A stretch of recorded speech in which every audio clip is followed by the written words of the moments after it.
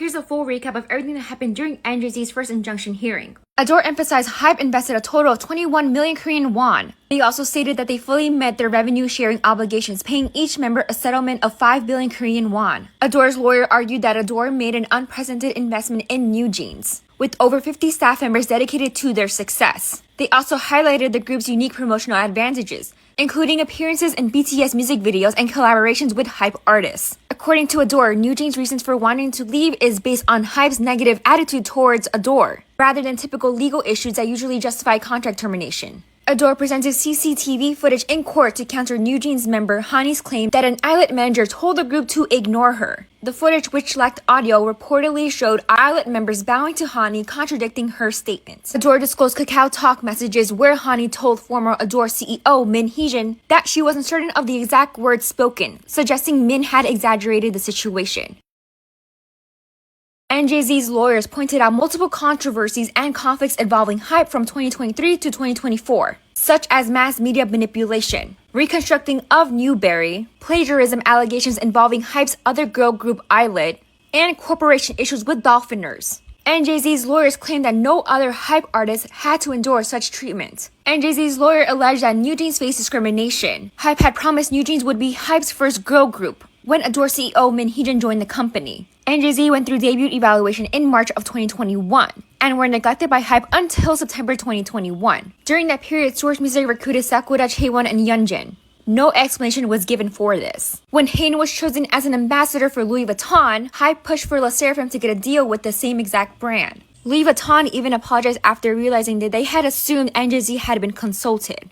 NJZ argued that Kim Joo-young should have received an apology from B-Lift Laugh because of what occurred due to Hani's ignore her situation. NJZ's lawyer argued Kim Joo-young only protected HYBE and B-Lift Laugh and not Hani. NJZ's legal team claimed that Adore discouraged the group from wearing memorial ribbons at the 66 Japanese Record Awards, citing concerns about disrupting the broadcast. However, after confirming with the broadcasters that there was no issue, HYBE did not provide the ribbons, forcing Hani to make them herself. As a result, NewJeans wore flower-shaped ribbons while other HYBE groups wore standard ribbons. NJZ later stated that they were at risk of reputational damage and that the situation highlighted how HYBE and Adore treated them behind the scenes. During Kim Joo-young's final statement, she claimed that the only reason she filed the injunction was to stay close with NewJeans. She also said that she watches their videos every day. She pleaded NJZ to give her and the Adore team another chance. Danielle shed a tear while telling the court that she had no intentions of working with Adore. She stated that there was no one to protect them at Adore and that she does not want to spend the next 5 years of her life under those conditions. Finally, Hain shared to a reporter after the hearing that she felt no regrets for the things she shared to the judge.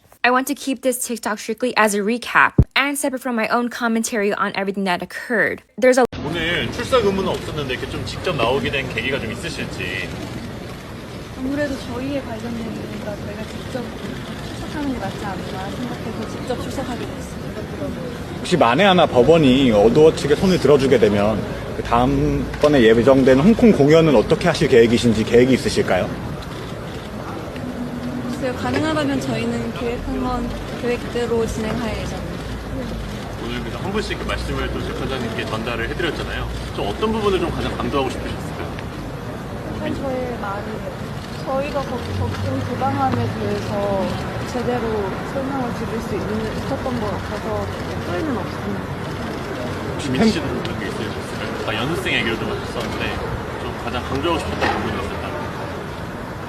그냥 저희가 겪었던 일들에 대해서 모두 다 잘 전달한 것 같아서 아까 말씀드린 내용이 다 중요한 내용 같습니다. 마지막으로 팬분들께 한마디만 부탁드릴게요. 팬들에게 한 말씀만 더 할까요? 감사합니다. 버니즈 고마워요. 네, 들어가실게요.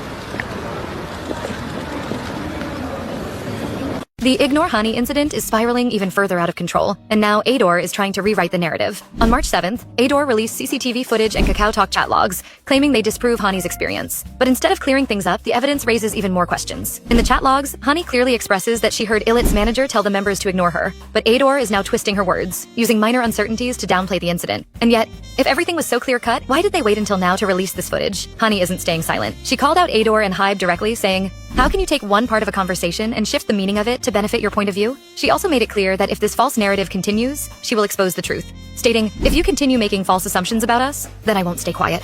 Meanwhile, Korean netizens are completely divided. Some believe Min Hee-jin exaggerated the story, while others are questioning why ADOR released this footage only now instead of when the issue first started. ADOR once promised to protect new jeans until the end, but is this really what protection looks like? Leaking private messages, twisting narratives, and making the members fight for themselves? So is ADOR manipulating the story to protect itself? Did they hold back evidence until it suited their agenda? Let me know what you think in the comments.